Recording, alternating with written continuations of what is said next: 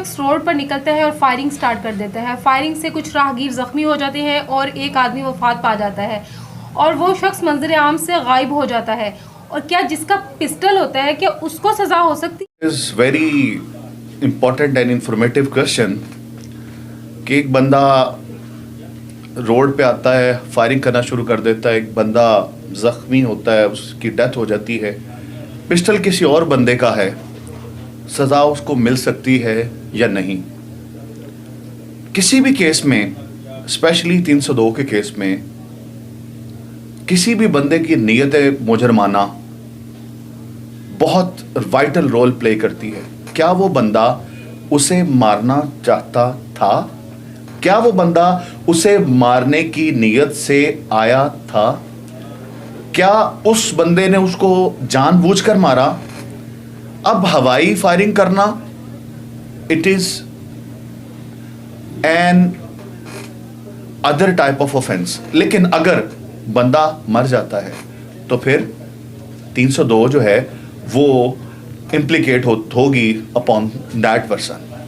अब उसको ये साबित करना, it is his duty, I don't want to kill that person. लेकिन जब उसको फायर लगा, जब उसको गोली लग गई, उसकी गोली से वो जख्मी होके डेथ हो जाती है, तो 302 जो है वो इम्प्लीकेट होगी और he will have to face the trial of 302।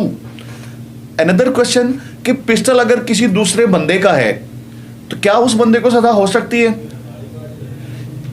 अब कानून ये कहता है अगर पिस्टल उस बंदे ने इस नीयत से दिया कि जाके उसे कत्ल कर दो, देन उस बंदे की इन्वॉल्वमेंट साथ शामिल हो जाएगी।